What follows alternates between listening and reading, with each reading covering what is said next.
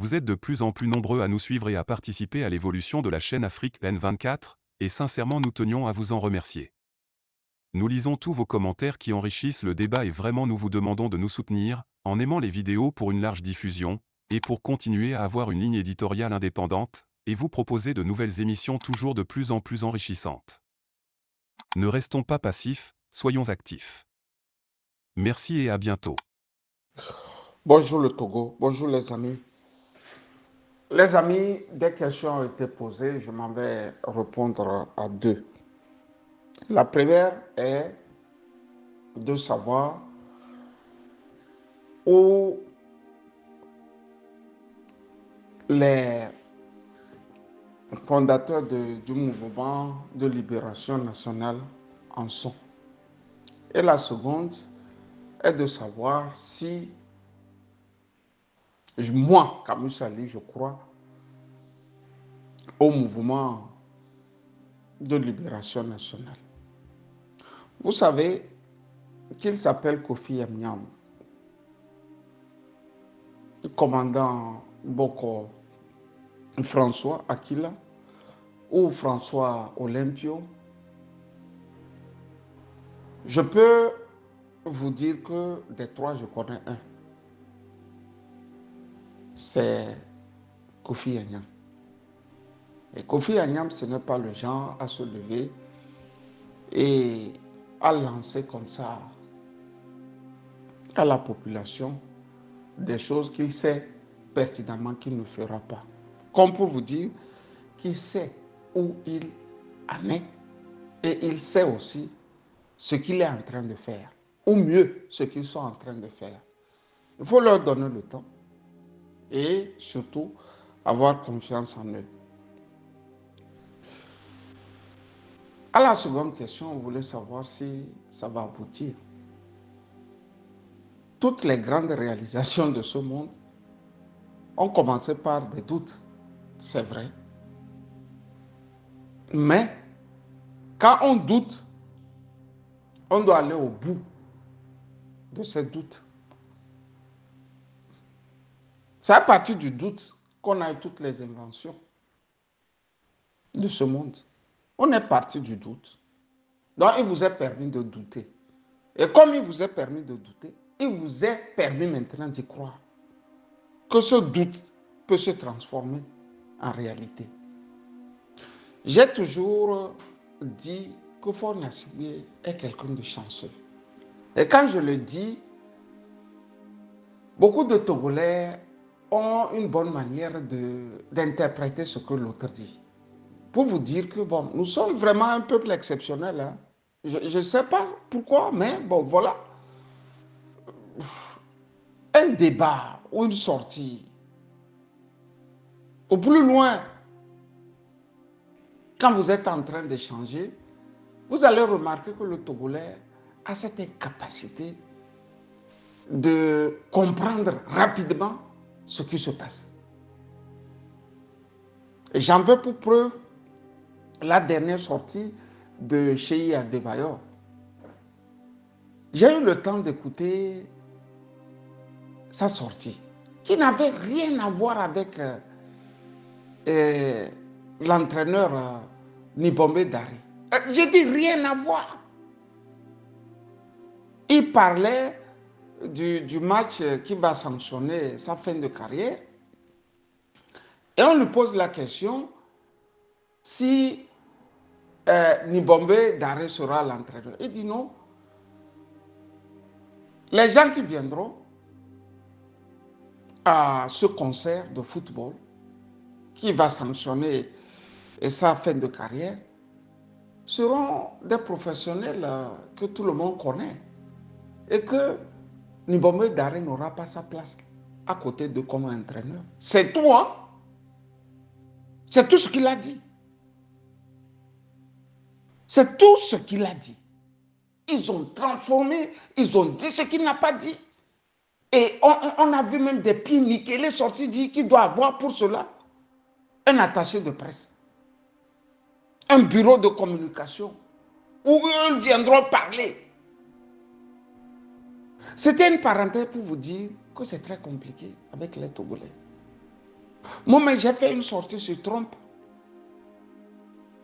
Les Togolais ne comprennent rien. Quand tu dis ça, ils disent tu les injuries. C'est-à-dire, quand je dis les Togolais, je veux dire ceux qui sortent pour commenter. Et c'est ceux qui sortent pour commenter, qui comprennent un peu ce que le monde entier est en train d'endurer. Et quand on va tâter leurs commentaires, mais c'est de la folie pure. On va te dire qu'il n'y a pas le club de Bilderberg, par exemple. On va te dire qu'il n'y a pas un shadow government que ces gens ont et qui dirigent le monde. C'est-à-dire qu'ils vont te sortir de ces théories. Bref, j'ai voulu ici dire que Faure Gnassingbé est très chanceux. Pour la simple raison que depuis 20 ans, il n'a jamais été inquiété. Ni par les Togolais, encore moins par la communauté internationale. Et pourtant, son père qui avait ou dirigeait d'une main de fer avait eu à essuyer beaucoup de coups. Des Togolais d'abord et les menaces de la communauté internationale. Question, pourquoi Faure Gnassingbé a tout facile? Il a tout facile parce que le contexte international a changé. Et le contexte international, comme le disait ce matin l'ex-premier ministre français Roca, est dirigé par des groupes puissants. Il va jusqu'à dire que les politiques n'ont plus leur mot à dire. C'est Michel Rocard qui le dit. Hein. Il fut premier ministre français. C'est ce matin, je l'écoutais. Il dit, au fait, il n'y a plus d'hommes politiques. Quand tu es élu en Afrique, tu es élu en Europe, tu es élu au Moyen-Orient, prenez tout ce que vous voulez. Ce sont des petits groupes, des lobbies, au fait, qui te donnent le calendrier à suivre. On a pu enlever au pays ce qui faisait la fierté des pays, les hommes d'État. Donc, dans ce décor, quand vous avez un pays comme le Togo, ça va vite. Vous avez un qui vient et dit à ces petits groupes-là, vous avez tout ce que vous voulez, je vous donne. Et en contrepartie, vous me garantissez le pouvoir. Et c'est ce qui se fait. C'est pour ça, depuis qu'il est au pouvoir, il peut tuer. Vous allez remarquer que quand il commence par tuer, quand Faure Gnassingbé commence par nous tuer, vous allez remarquer 2 ou 3 personnes sur des tableaux, sur les plateaux de télévision en France, ronronner.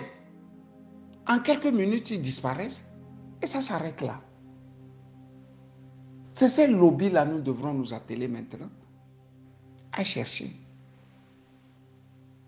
Il faut trouver absolument qui tient le pouvoir au Togo.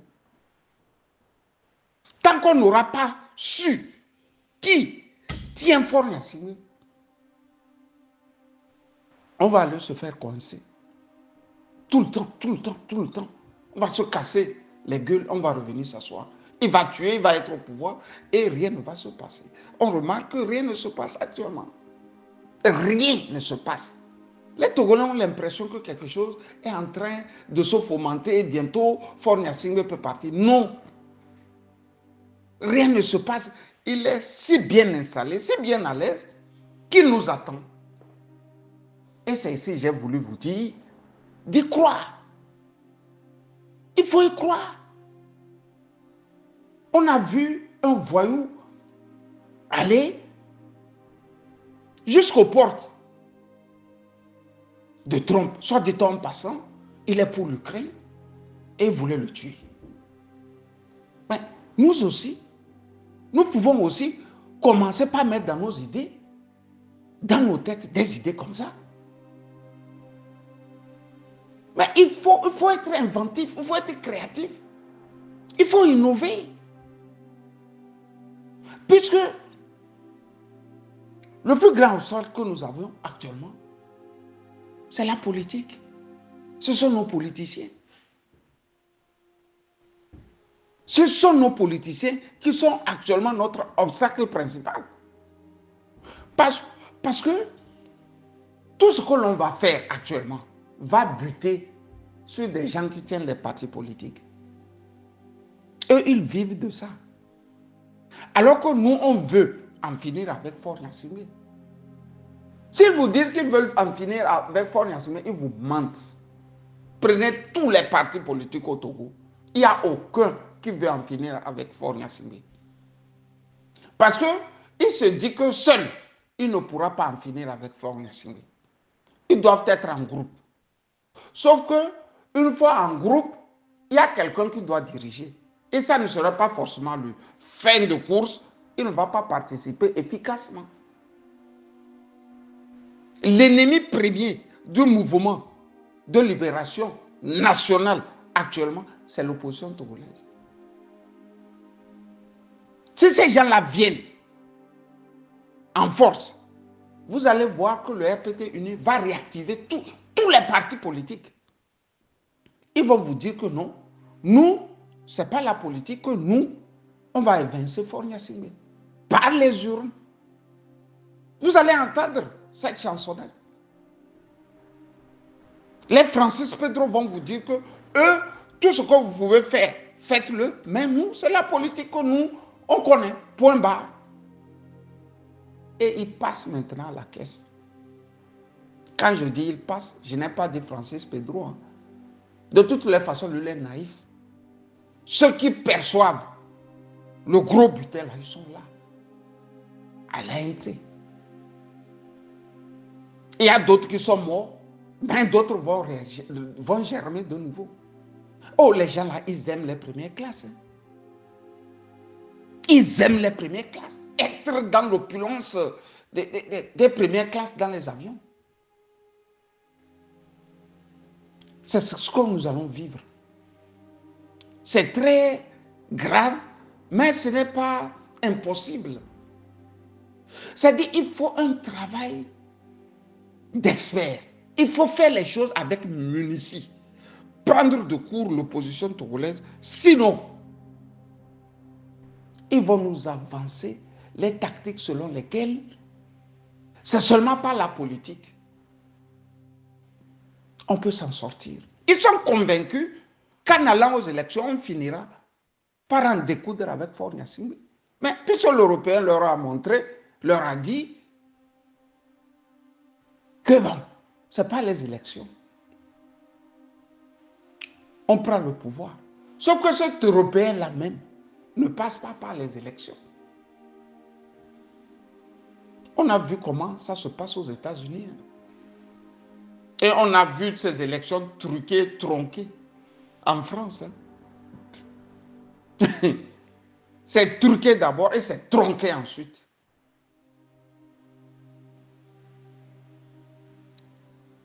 Pour vous dire que le mouvement de libération nationale, vu du Togo, n'est pas le bienvenu. Hein. Ce n'est pas le bienvenu. Vu du Togo, là, ce n'est pas le bienvenu. Sinon, ça se serait su. Vous aurez vu des choses commencer par naître. Des petits groupes se parler entre eux. Il y a eu la grande annonce. Et puis tout le monde regarde. Surtout les hommes politiques togolais ne voudraient pas voir ça. Parce que si c'est effectif, le mouvement de libération nationale, il y a ce que moi j'appelle la redistribution des cartes. Tous les partis là vont se refermer. Peut-être même d'autres partis vont germer. Parce que l'ANC, le CAR, comment vous les appelez, les FDR, les quoi. Ça serait désuet, obsolète. Ils ne veulent pas ça. Les gens là ne veulent pas ça. C'est la triste réalité. Ils savent qu'actuellement, il y a un qui détient le magot de la République. C'est le RPT uni. Et quand je vous dis que ces gens-là sont riches, je ne parle pas en l'air. Je ne parle pas pour vous plaire, pour vous faire rigoler. C'est-à-dire qu'ils ont pris l'argent de tout un pays depuis 60 ans. Et je vous informe que l'OTP, seul cette année, la courant 2023, a fait un bénéfice net de 60 milliards. On ne donne, on ne fait à personne les comptes. C'est un bénéfice net de 60 milliards que l'Office togolais des phosphates a fait. Les 60 milliards partent dans des différentes poches. C'est la triste réalité de Togo. Si vous demandez à Fabien, il ne sait pas ça. Il ne connaît pas. Si vous allez vers Gogues Patatra, c'est des économistes hein, et des politiciens. Il ne connaît même pas ce qui se passe. Chez lui, c'est la politique là. Ce qui va l'amener quelque chose dans les poches. Quand madame se lève là, mon mari est député. Elle attend comme ça la fin du mois pour aller prendre les 1,5 million. Le gardien là-bas, une nouvelle voiture de l'autre côté. Et puis bon, les enfants sont contents. Cachés là, et puis pouf, la République. C'est ce que vous voulez? Je ne vais pas aller loin. Le mouvement de libération nationale est une réalité. Il travaille à fond. Je ne suis pas dans les structures, mais je connais le Bassari. Il ne relâchera pas. Les Bassaris, c'est comme des Slaves. On ne commence pas pour laisser. Je suis désolé. Je connais un qui est Bassar. Les autres, je ne les connais pas. Il ne va pas laisser. C'est pour ça, septagionnaire, il continue cette lutte-là. Combien connaissez-vous encore, septagionnaire de son âge, au Togo, qui se lève et dit, non, ça va comme ça. C'est comme ça, le vrai Bassar, c'est un slave. Quand il commence par le point A, il doit aller au point Z. Si un Bassar n'est pas comme ça, allez bien chercher. Le sang là n'est pas du vrai Bassar. Ce n'est pas le tribalisme. C'est la réalité, je vous dis. Il faut croire en eux, dur comme fer. Il faut avoir la capacité de résilience, chers Togolais. Il ne faut pas toujours être dans la configuration des défaitistes, des gens qui ont peur de tout. Non. Le monde est violent, assez violent. Il faut être violent.